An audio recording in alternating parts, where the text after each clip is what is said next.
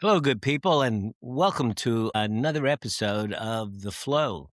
In order to go with the flow, we first need to understand the flow. And what I'm going to say is fasten your seatbelts and get ready for an amazing podcast because we have somebody that knows the inside scoop of something that is very near and dear to my heart.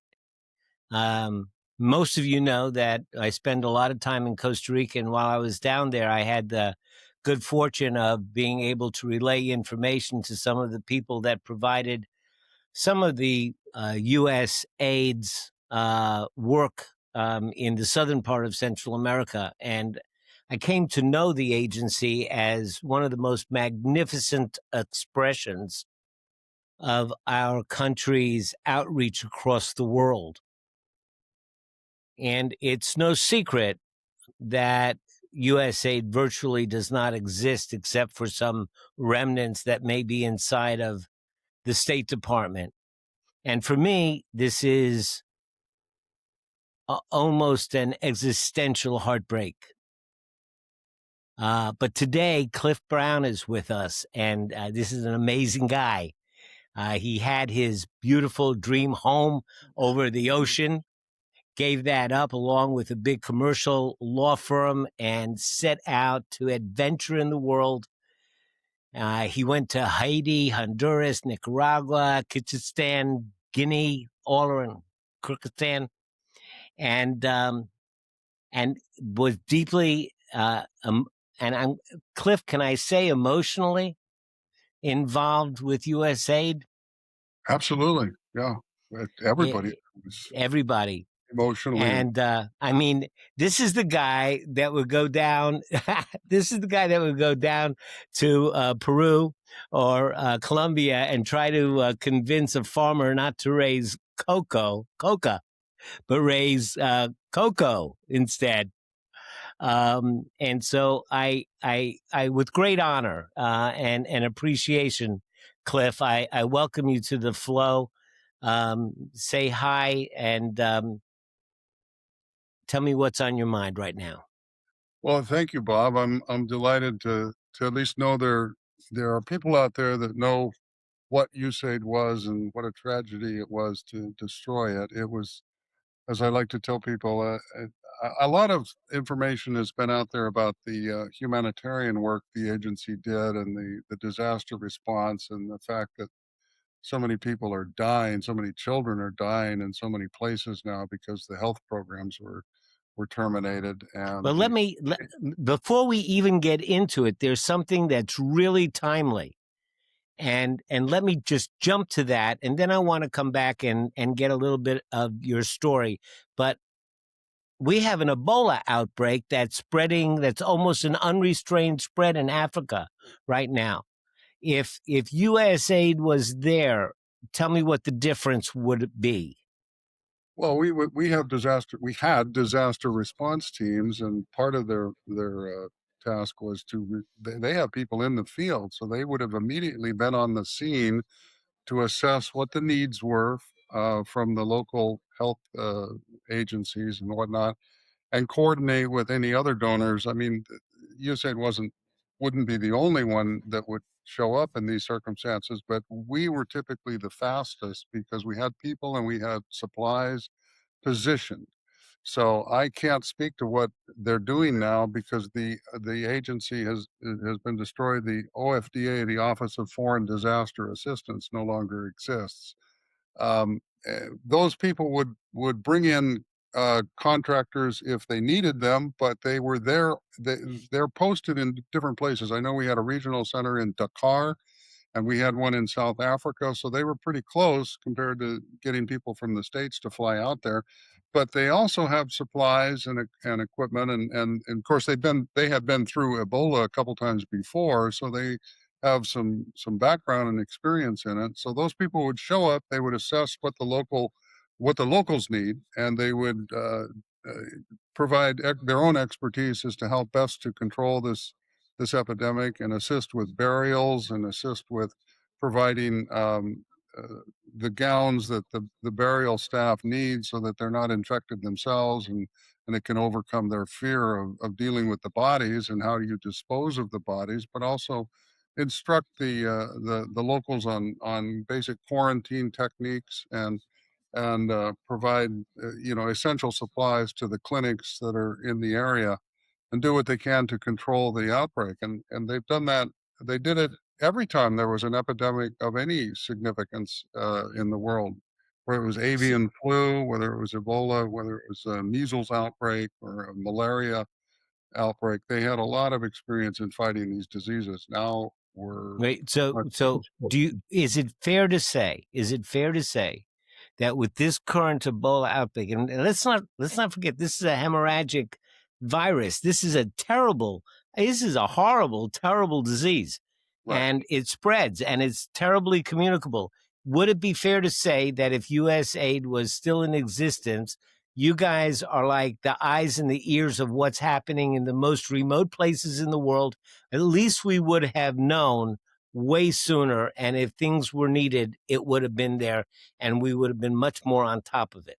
No question. I personally was in Goma for 6 weeks, and this was after my USAID career. I took a job with the American Bar Association. So I know that the USAID has people out there that would have been able to gather information from the locals and figure out what the needs were.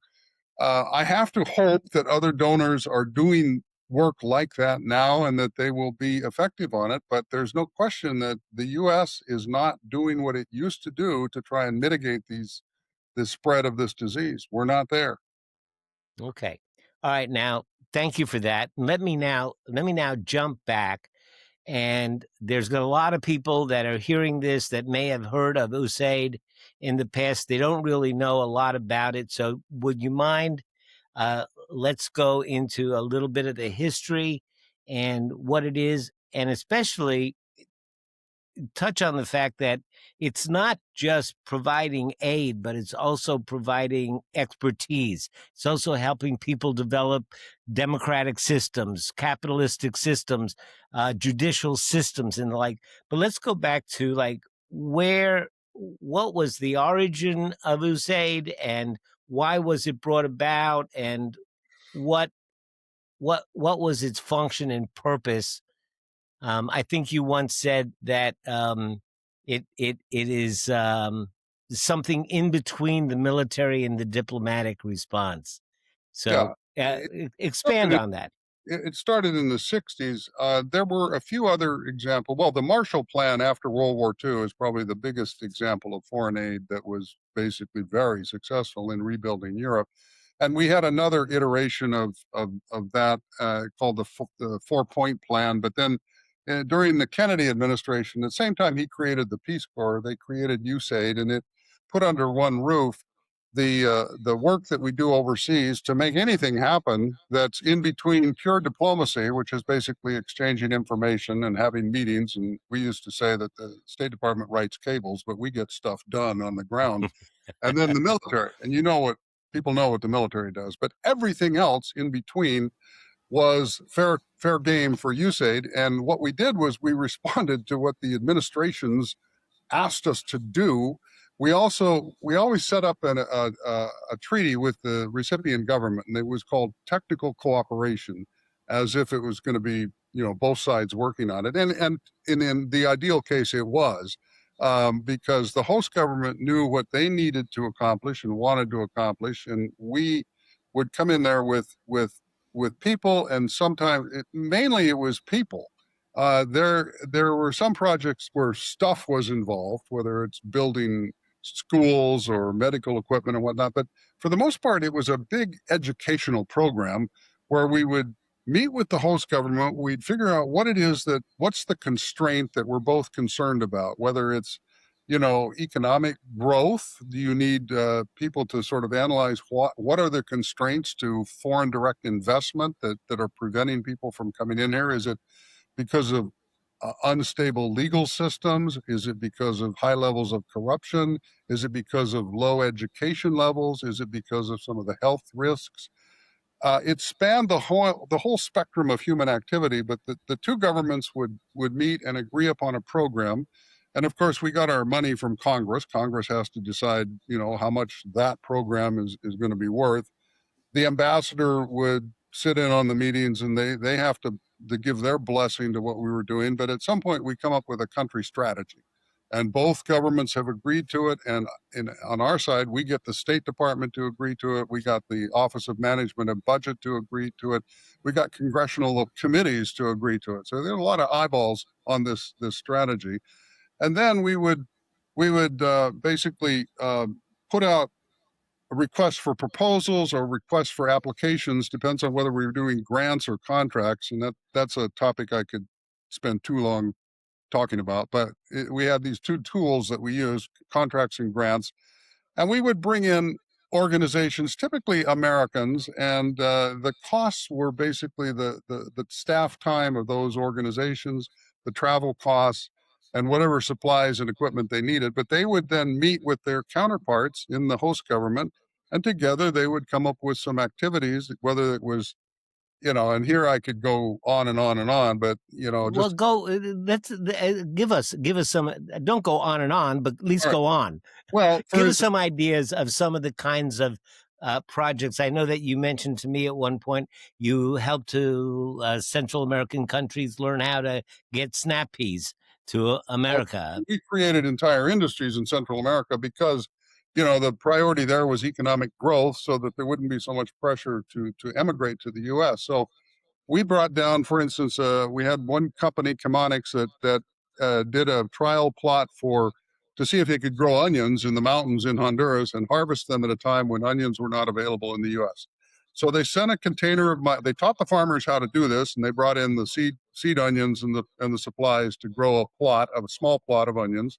They sent a container to Miami, and they discovered, yeah, there's a market for it, and this is going to be a successful business. 10 years later, like 500,000 people are making their living growing onions.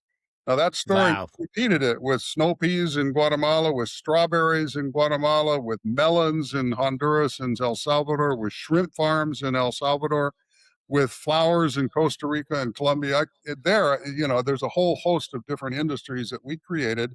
And years later, the legacy is that thousands, tens of thousands of people are making their living doing that. Plus, we've got product up here at times when we might not otherwise have product. So it created jobs both for Americans and for the locals down there.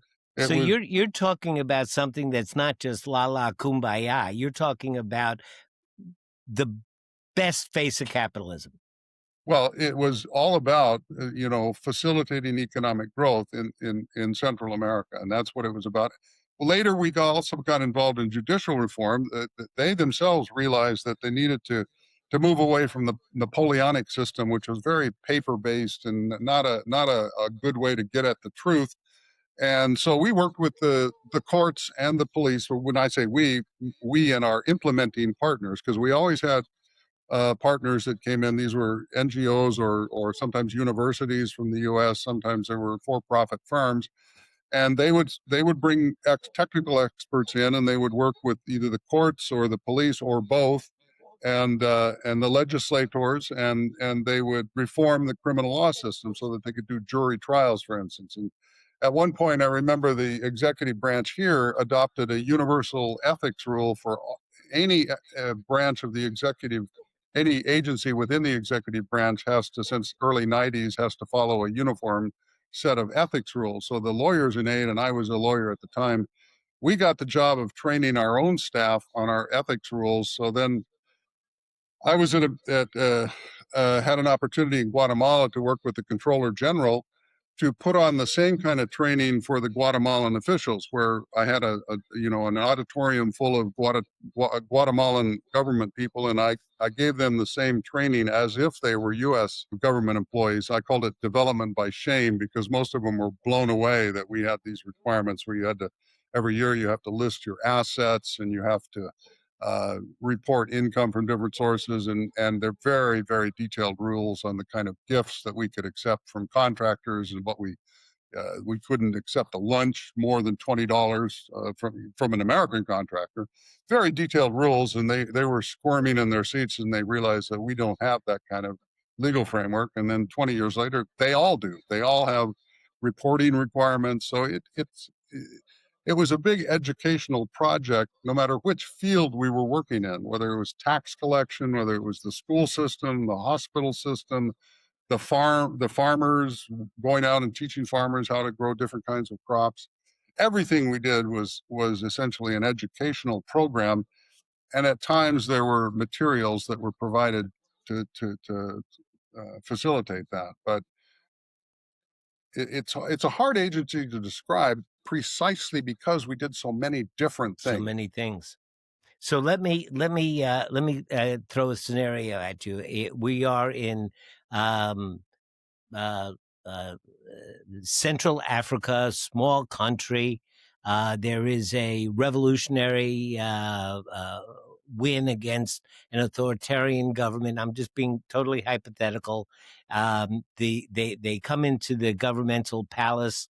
It's a brand new group of folks. They come and they say, "We don't know nothing." To quote something from Gone with the Wind, we don't know nothing about birthing babies. And they would come, and now you have the competitors to the United States are looking at this country as well. And we're talking about perhaps Russia, China. They're looking here at this country. And they come and they say to you, we don't know what to do. Tell me what that would look like from USAID's perspective. Well, in any such case, there's always a history that means that there are people out there that do have some ideas about what needs to be done, whether the leaders of the particular regime at the time agree with them or not.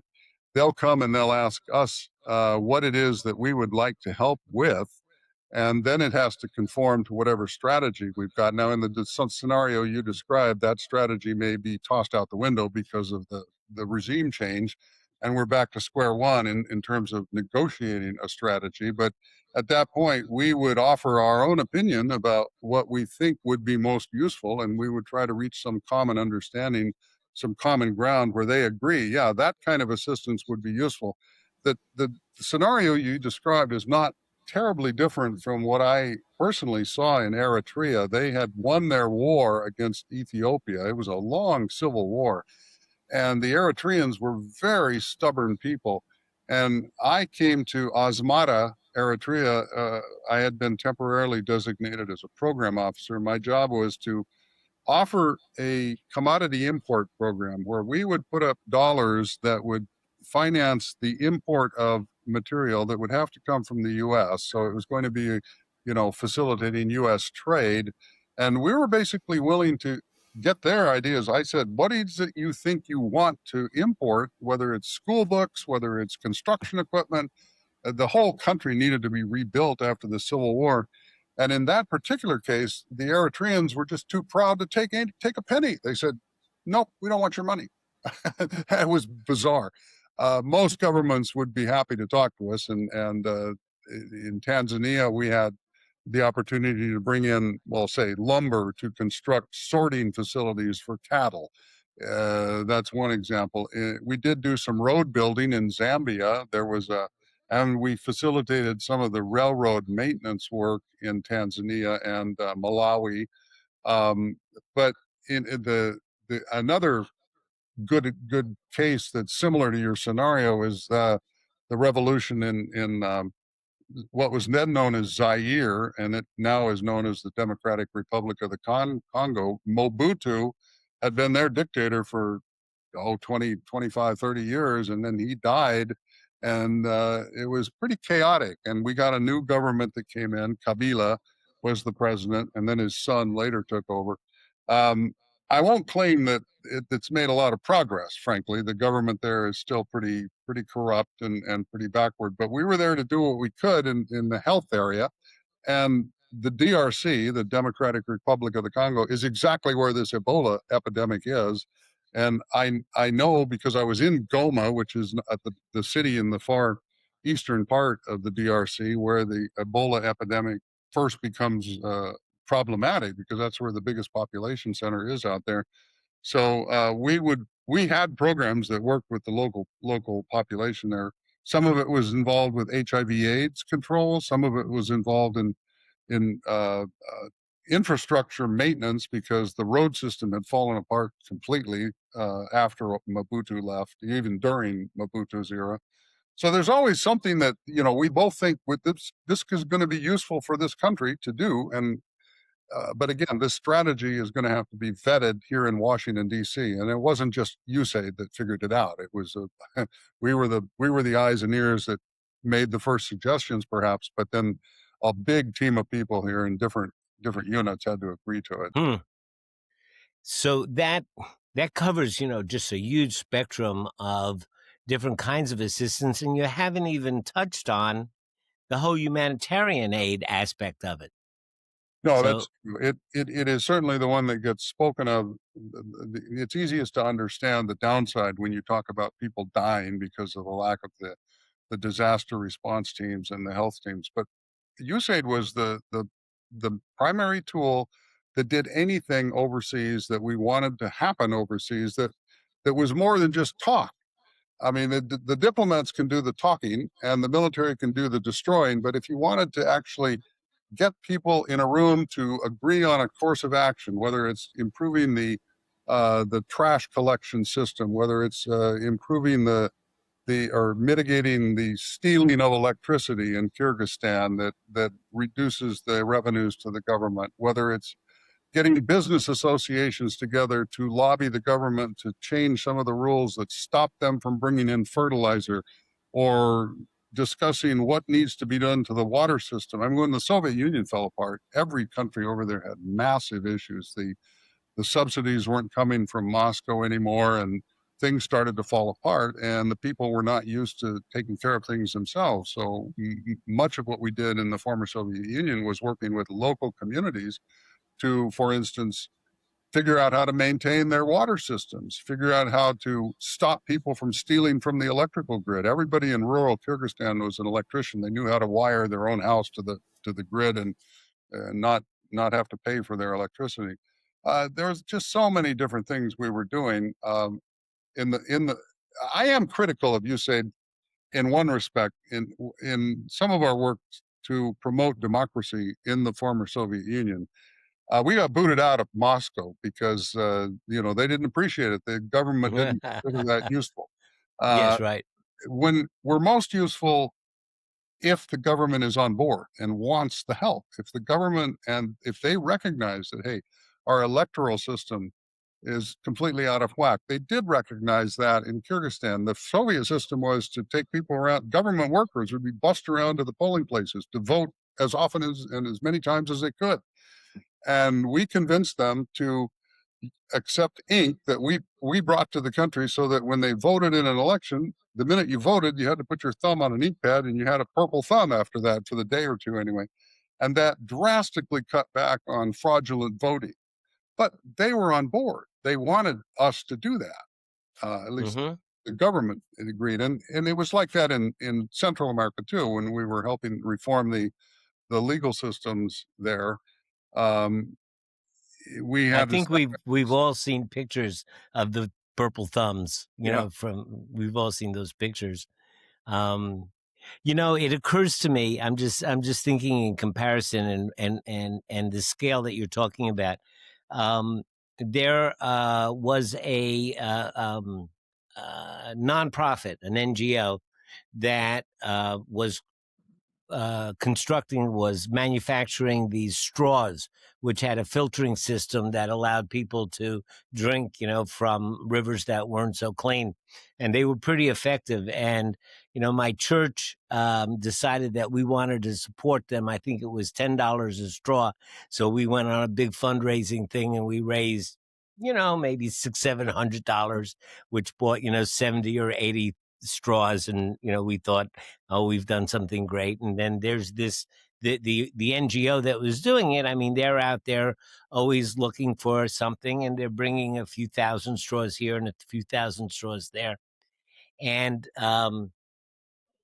we think that that's a big deal, but what you guys did was such an exponentially greater scale than any of those, charitable NGOs could do. And here's the thing, you did it quietly and without any fanfare. And, that you just heroes. Yeah, well, I appreciate you saying that, Bob. We were prohibited from bragging about what we did in the U.S. As I Mm-hmm. told you earlier, the law restricted our ability to do anything in terms of publicity in the U.S. That was a limit Mm-hmm. that was put on us legislatively a long time ago. They did not want us. I guess somebody was afraid that we would be lobbying Congress for more money, but believe me, the congressmen, the enlightened part of Congress, they understood what good it did, and they wanted us to be involved. And this was a win-win situation. If it doesn't help the United States to have truly broke countries right next door, it doesn't help us to have a Haiti right next door now, for instance. Um, what we did particularly in the nearby countries was directly aimed at not just protecting us or helping them, but it was also protecting us, because to the extent we can lift them out of poverty and help them develop economically, it's going to be a win-win situation. And we have many success stories. I mean, all of Europe after World War II is probably at the top of the list, but South Korea was a USAID recipient for many years. And what a success story that has become. So Mm-hmm. foreign aid, And foreign think aid, of the effect. Think of the effect of the country becoming more prosperous and the effect on immigration to this country. I mean, nobody wants to leave their home if they don't have to. And if that's I can make a living and I can provide for my family in my town, I'm not going to travel thousands of miles on foot to try to cross the border to go right. somewhere else. And here we have this big issue that the administration puts about immigration, but stopping it at its source is ultimately the answer. That's right. And we had success. Costa Rica used to be a USAID recipient. There was a big USAID program in Costa Rica. They've graduated. They don't need our help anymore, but in large part because we helped them get to where they got to. And the same with Panama. We don't have a big program in Panama. Since, I don't know, it's been at least 10 or 15 years since we terminated the program in Panama. I worked on some of when we closed bases there, USAID had the job of, putting in place donation agreements. What are we going to do with this extra military equipment that's down there? It was too expensive to send it back to the U.S., so we donated it to different places. But we had agreements as to where it was going to go and what they had to do with it. And similarly, in Kyrgyzstan, we got trainloads of closed military bases in Europe when they closed some of those the hospital beds and other things came down to Central Asia because their hospitals were in very bad shape, and they really appreciated the equipment that we were able to bring.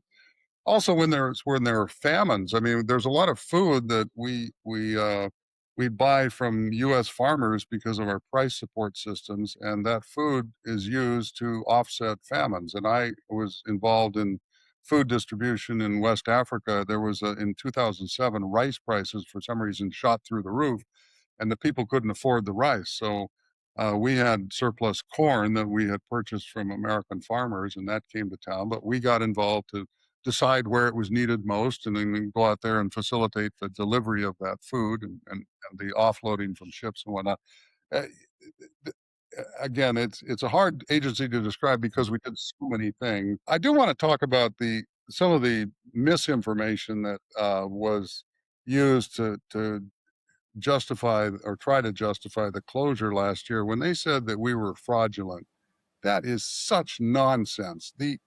First of all, everyone they hired was a mid-career professional of some sort. They didn't hire people straight out of college, and they were, proven professionals, and and everybody goes through a very extensive security clearance. I mean, that takes months, 6 to 9 months to get to where they're looking into your background. They're not getting dishonest people. They're getting people that really want to do it. And we attracted many people that were former Peace Corps volunteers and whatnot. It was a very idealistic group. And to say that and I am supported in this by Andrew Natsios. He was a Republican administrator appointed by George Bush. He said all that stuff about fraud, massive fraud, is complete garbage. That's the word he used on it was a national television interview. And it is garbage, because the idea that we were skimming money for ourselves is so crazy. It would have been absolutely impossible, because there are so many eyeballs on us, not only our own inspector general, but the GAO and the congressional committees and the ambassador and the State Departments. They all know what we're doing, and it's public information. Not that we could publicize it ourselves, but it was available if someone wanted to look in terms of what programs we're doing in a given country. I mean, there were bad apples from time to time, but I could count on less than 5 fingers the examples I saw in my almost 30 years with the agency of people that went to jail because they were abusing their position. Well, Uh, let's talk a little bit about the why of the narrative. I think that's an interesting question, because it directly affects, or directly speaks to, a lot of the geopolitical existential fears that authoritarian governments have. They don't like freedom. They don't like democracy, because the last thing they want is their people saying, "Well, why can't we be free?" I mean, Russia's invasion of Ukraine, if for no other reason, was because Ukraine was moving towards democracy, and the Russian people would start saying, "Hey, things are going pretty good over there. They got a pretty good life. How come we can't have that life?" And that would be the greatest existential threat to any authoritarian government. And that whole authoritarian thing kind of appeals, in my mind, to that nationalistic fervor, America first and the like. And it seems to me that the narrative of that there's a lot of fraud, and to disparage the work of USAID, comes about because certain politicians realize that they can appeal to this nationalistic fervor. I think the ultimate argument that they make is America for Americans, and why are we giving away our riches to somebody else? We need it here. If there are American kids that are hungry, why are we feeding people in Africa? But if you look at the numbers, that whole argument is BS. it's But you can talk to that. Yeah, it's a drop in the bucket what we gave through foreign aid. It's a smaller drop now. It's not even a drop, but I use I this mean, you're talking less than 1%. far less than 1%. Yes, I think that. I use this example. There were two B-1 bombers that went down in one year. One went down in Texas and one went down in Montana, and each of those planes was north of $500 million to build, and that number was uh, uh, more than the sum of every country budget that USAID had in sub-Saharan Africa. So in other words, one of those planes cost more to build than all of our assistance to sub-Saharan Africa. Um, it was really a drop in the bucket. And yet, what have we spent in the few weeks that we've been conducting this war in Iran now? $30 billion or something like that. I mean, that was more than 2 decades worth of USAID work if you try to do it. What we did was so much cheaper, and again, it was mutually beneficial to the extent that we can raise countries out of poverty. We mitigate the costs that we would otherwise incur when disaster happens, or people immigrate here illegally. We spend far more on law enforcement. I do have one area I am critical of the agency was the counter drug program. It really was pretty hopeless to try and persuade farmers to not grow coca. The money in it is just too much. I mean, Yeah, and the yeah. real problem is the demand up here. We can build schools and modern health facilities in these communities, but if the farmers themselves, when they're growing cocaine or coca versus cocoa, um, they don't have to market the product. The dealers show up and say, "Where are you? If your harvest is ready, I'm here to take it." So they don't have to transport it anywhere. They don't have to buy fertilizer or seeds. They don't have to do the kinds of the work that they have to do to sell a crop. We can teach them how to grow it, but there's a lot of other work involved that is not there if they're growing an illegal product. And even if they decide to change, there are other people who are going to go over the mountain and grow it in the next Right. valley, or move Right. to Venezuela or Brazil or wherever. So those programs, I think, were not successful. That's not to say that it wasn't worth trying, but they have not succeeded. I was in Colombia, 20 years ago, and it was one of the biggest programs in the world. And 20 years later, cocaine is still flowing out of Colombia. They're one of the biggest suppliers. So it did not work. Mm-hmm. Um, Yeah. Yep. And nothing has. right. It's not only USAID. So one you say that one of the things about USAID is that people's perception is that it was a humanitarian agency when the fact is it was so much more. But it seems to me that the branding might have a little to do with that because it looks like United States aid Yeah. is what the branding looks like, Yeah. but it doesn't tell us what USAID stands for because people are going to be surprised. U.S. Agency for International Development. It was a Yeah. cute pun at first, and they didn't even have the U.S. as part of it. A lot of people for many years just called it AID or aid. And you still hear that in the State Department or in universities. But at some point in my career, a USAID administrator realized that, we got to put the US at least in front of the aid part, but it didn't stand for aid. It was just a cute pun. I mean, they went to great lengths to invent acronyms, and there's a whole alphabet soup of acronyms that are only understood by people in the business. But But it's Agency for International Development. It's not it's humanitarian aid. it was economic. They could have called it the Agency for Economic Development, but then they wouldn't have had the cute pun. So that's why they called it aid. Um, But it is so much more. Well, like I said, it let was everything that they wanted to happen overseas that wasn't military and wasn't diplomacy. So I didn't mhm. mention the environmental side of it. One of the examples I give in my book is the biological corridor in Central America. Now, the idea came out of U.S. NGOs like the World Wildlife Foundation, Conservation International.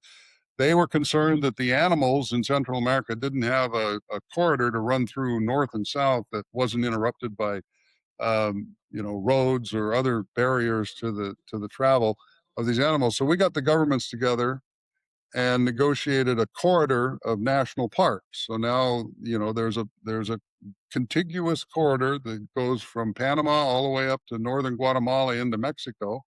That helps it helps provide or preserve the biodiversity of that region. That was important to certain constituents up here, and that's the job we Mhm. got.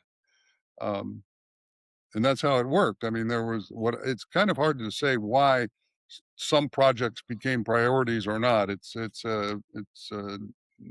more of an art than a science. But at some point, the pressure comes up through the various stakeholders, and certain ideas take hold. And then I called it the USAID rain dance. When a document got circulated and enough people agreed with it, then bingo, the money starts to flow, and then the project happens.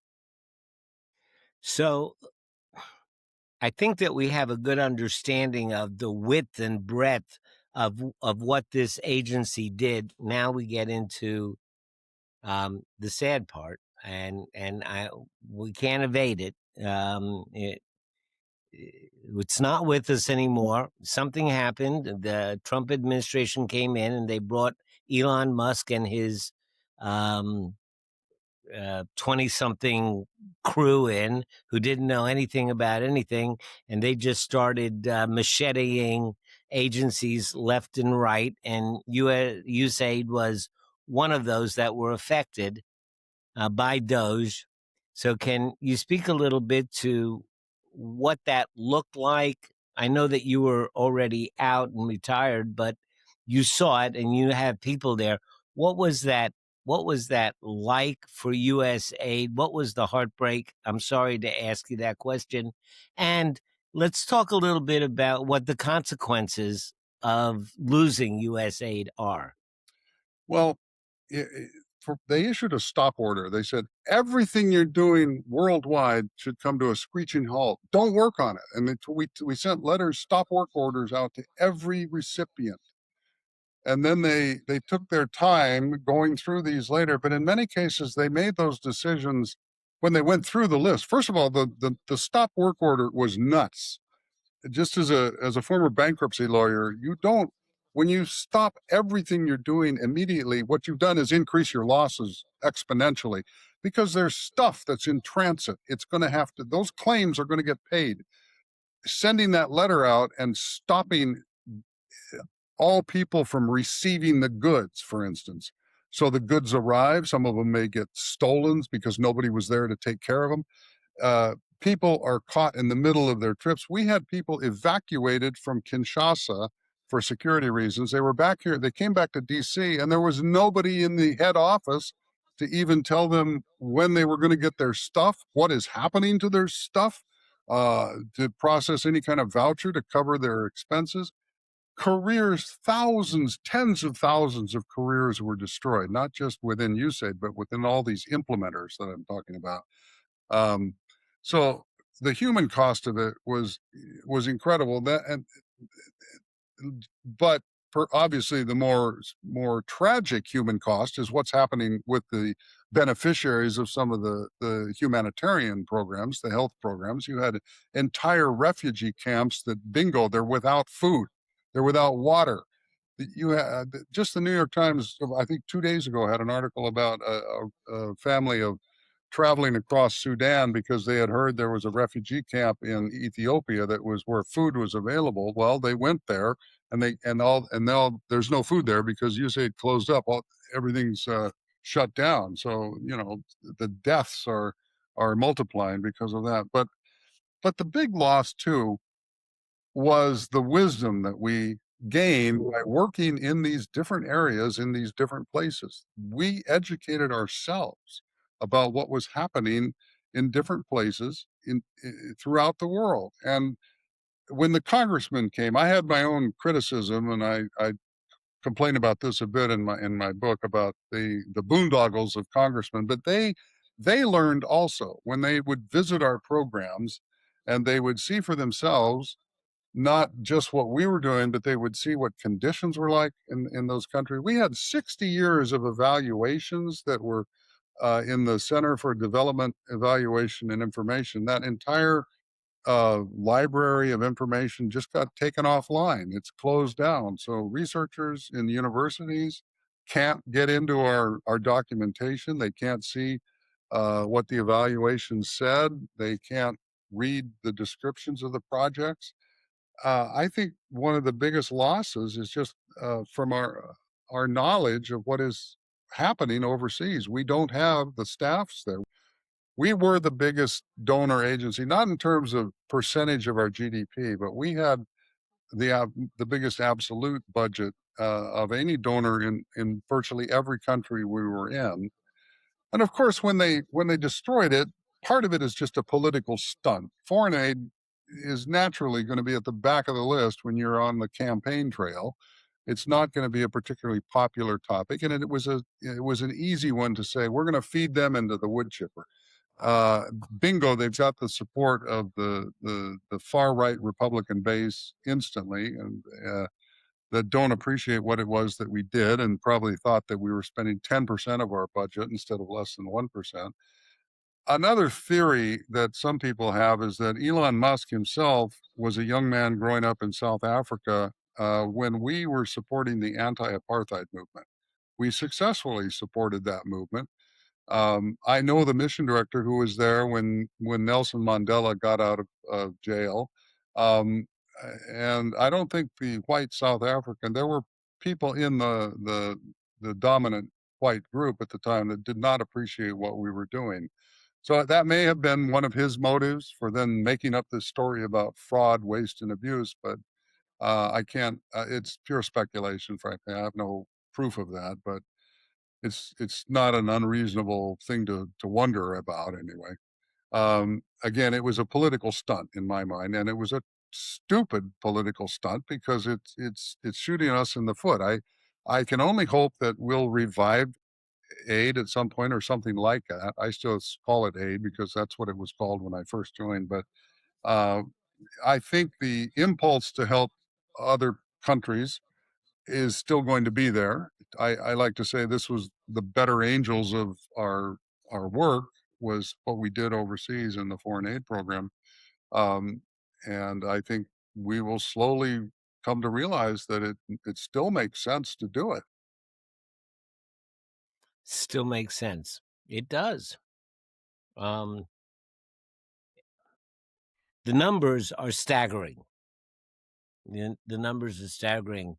We're getting close to now 800,000 preventable deaths that have occurred since the stop order Hmm. came about. And you mentioned this stop order. It's going through my mind. The images that come up in my mind are a truckload of malaria mosquito nets, just on its way to the distribution point and stopping and parking somewhere, and they rot. Yeah. Food that goes bad. I mean, when you say that you increase your losses exponentially, I mean, we literally. I understand that we literally had a warehouse full of birth control devices that they wanted to burn up, and there was some corruption around that. My understanding is that the warehouse was in France, and they indicated our government indicated that it was burnt down, and then it was visited by some locals who said no, it hasn't burnt down. And what occurred was that they were actually selling them out on the black market. Hmm. Yeah. No, and you lose the ability to control people who can do what is sensible with the property, but also the staff that costs when you tell everybody, okay, you're done, your job's done. Those people, you have to bring them home. The contract requires you to bring them home. You've got to. In some cases, they were. I've heard that they were paying 10 months of severance pay for people to just stop work, and they didn't do anything. I mean, why not let them? If you're going to wind it down, you and you can't, and that's a decision that you've taken for sure. Well, do it in an orderly fashion. Figure out whose contracts are going to end uh, according to their terms, and let them at least stay there to the end of the contract, and then take advantage of whatever the contract says. Instead of just doing everything right now, you create costs that you could avoid many of those costs. And again, when you've got property in transit or in custody of projects, and then you just walk away from it, well, what do you think is going to happen? Hmm. Cliff, I, I, I don't think there are words to express. We can talk to it. We can talk about it. We can say numbers. We can say it's a tragedy and it's a heartbreak, but that doesn't even come close Yeah. to recognizing the amount of um, irreversible harm. I mean, it may be that someday, and I hope that your prayer is answered, that someday something like aid is, reestablished. But the people that are dying, and they ain't coming back.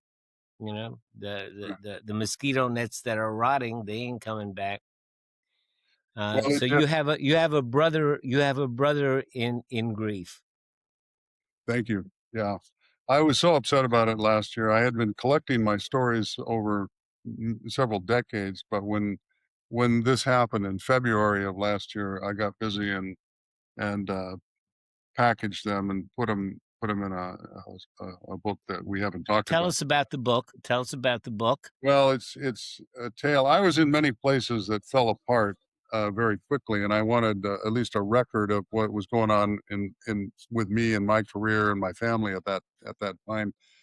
And this is a different topic in a way, but many places I happened to be in fell apart suddenly. I was in Haiti right after the president had ordered his troops to come out and shoot people as they were standing in line to vote. I was in Guatemala when the president ordered the military to surround the Supreme Court and the Congress and arrest all of the members of both institutions.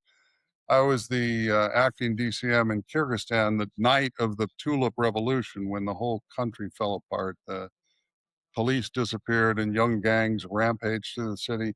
I was in Guinea when the 20-year dictator Lassana Conte died, and then you had elements in the military that started battling with each other. So I tell some of these stories in the book about how fragile these countries were.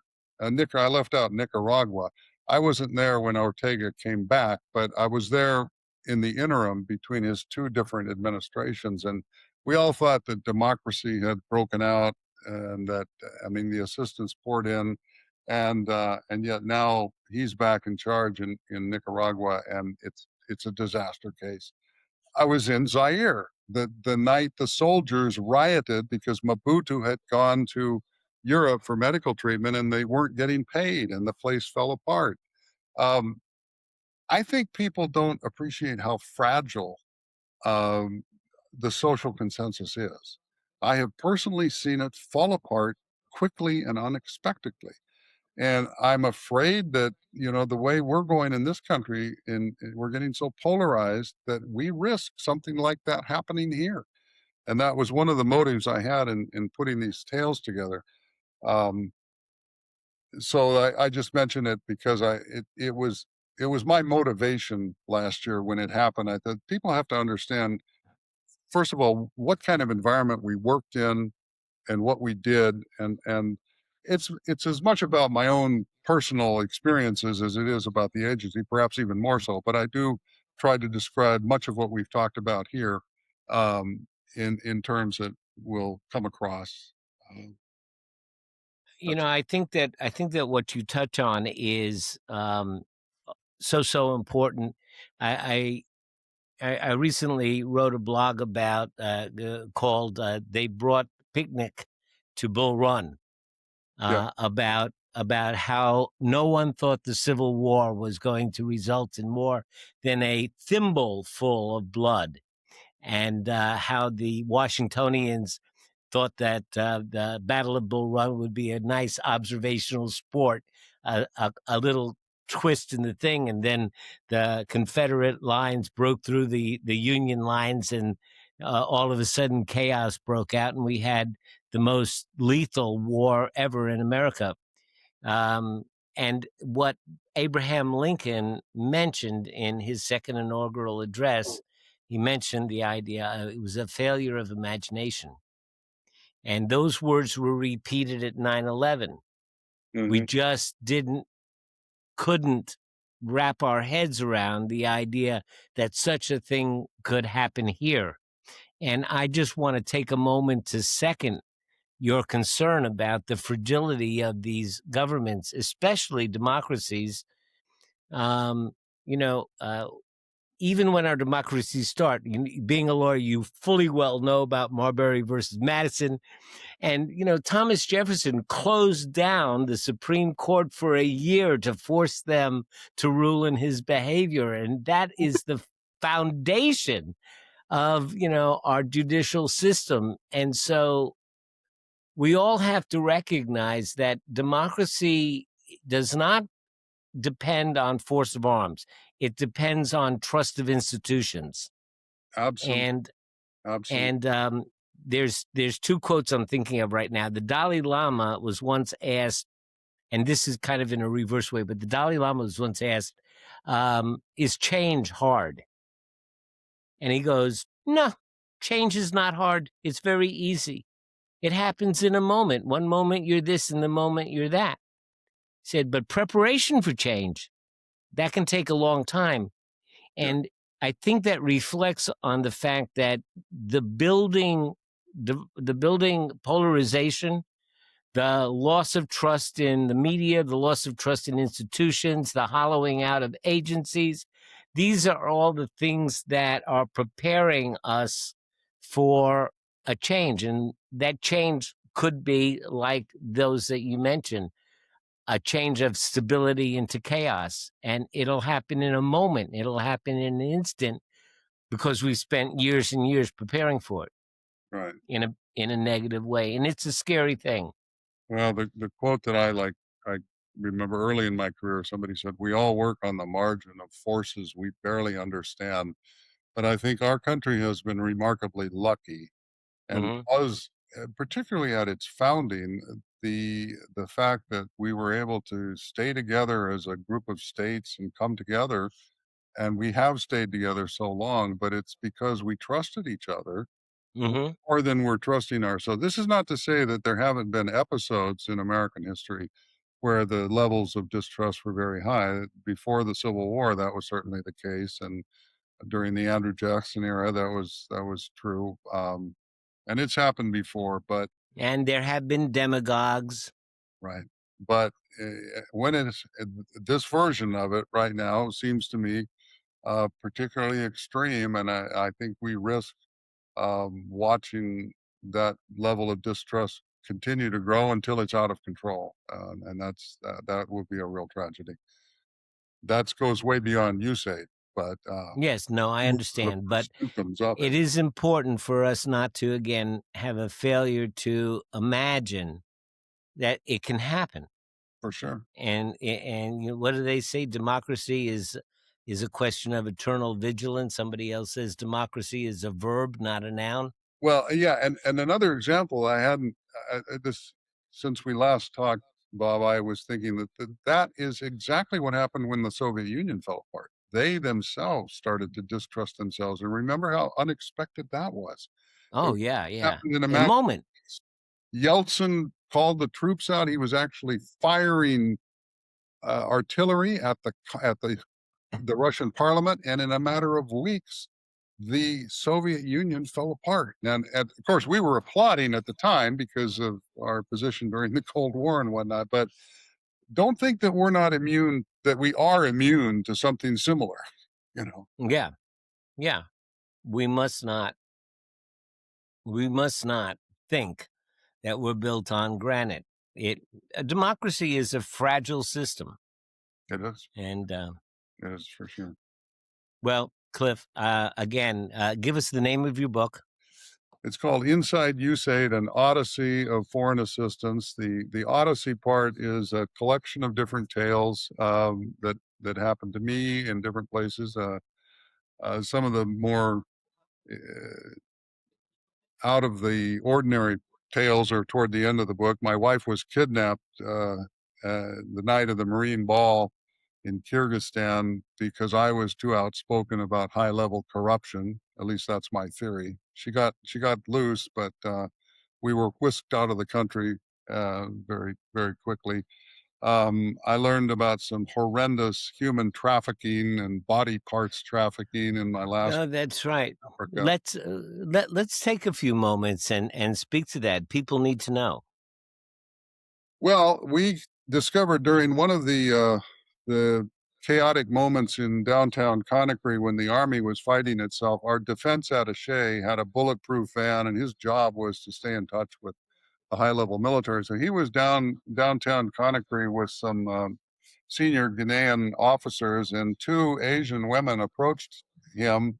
They didn't speak French, but they recognized him as an American, so they came. They had enough English to talk to him, and they came up and they said that they had been lured onto a large freighter in Southeast Asia. One woman was from the Philippines, one was from Thailand. They were told by the crewmen who were smuggling these ladies on board. The freighter is a big place. I mean, it's got lots of little nooks and crannies, and the crewmen have this side business where they smuggle women on board. They promise them they're going to take them to Europe or to the States, and instead they bring them to Africa. They take away their passports, and these ladies are forced into the sex trade. They're unwilling participants in it, but they have no choice, and they have homes in Conakry. And Jason went on to document this phenomenon. It's going on in every port in West Africa. The ladies are taken out to the ships on little boats, and that's where they ply their trade. They're unwillingly, and the homes in the city are places where they're housed in the meantime, or they're working in the bar downstairs.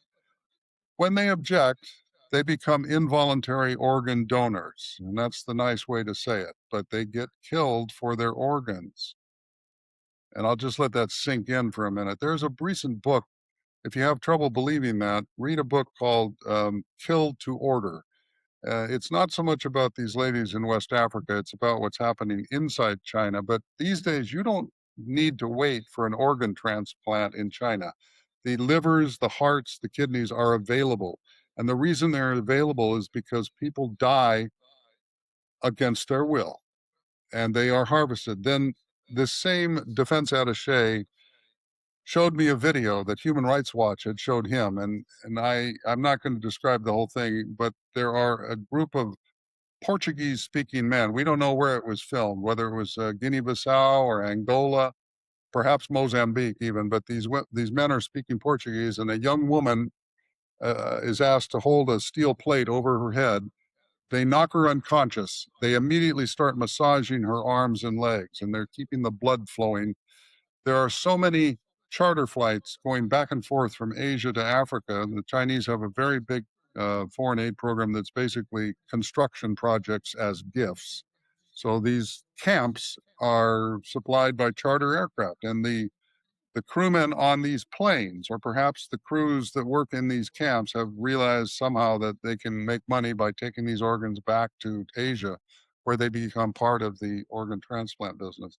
It's a horrendous tale. Uh, and I don't say much more in the book than I've said right here about it, but it deserves to be investigated. And it's just it's an example of what I was talking about before when I said our work overseas made us understand the world better. And it brought some wisdom back to the US. Not that I want to rub people's noses in some of the negative things that are going on, but we were there to discover things like that. I talk about bride kidnapping in Central Asia. It's an unbelievable phenomenon. The young people there, we think 2/3 of the rural marriages in Central Asia and Kyrgyzstan are kidnappings. The women just go out, the men go out, they are told to go out and grab somebody, and they do it. We financed a film that actually went into the homes and filmed some of the advice one young man was being given by his grandmother ahead of time. And she says, "Don't get a pretty one. I don't want a pretty one. I want one that's going to work." And then we filmed this man. It was the University of Central Europe in Vienna. They sent a team out there and they got permission to film this phenomenon. And they went into the home and they followed the boys. They get in a car. They grab a young girl just as she's about to get on a school bus, and they bring her back. And she says, "No, I've got a class to attend to." And they said, "Honey, your school days are over." They bring her back to the grandmother's house of the groom, and she is surrounded by old ladies who say, "Honey, put the scarf on. This is how we do it. This is what happened to all of us." I personally have sat in university classrooms surrounded by Western dressed women at the University of Central Asia, where the classes are in English. So the ladies were talking English to me. And these young women just told me, "Look, this is our tradition. We don't date. How else are we going to get married?" We filmed 4 families through the entire process. And then the film crew went back a year later to interview the women. And in a couple of the cases, the ladies had children. And they said, "Yes, I love my husband. This is what has happened to me." In the 4th one, the woman had committed suicide. Hmm. Um, that's one of the tales. Hmm. I could tell you others, but things like that we were exposed to, we learned about, we brought that information back here. We don't have the agency that collected such information anymore. It's not out there. Hmm. And the wisdom is gone, and the website is down, and involuntary organ donation is a thing. It's a real thing. It's not. It, it's hard to believe it, but it's happening. It's the 21st century now, and it's still happening. Hmm. Hmm. Well, not the most pleasant way of ending a conversation, but an important one. Cliff, Thank you. All the information about the book, where to get it on Amazon, and how to get in touch with you will be in the show notes. And my review of the book will be on Amazon shortly. Super. I appreciate it, Bob. Thank you so much for the opportunity. No, I am honored. Thank you All right. for a life of service. Thank you.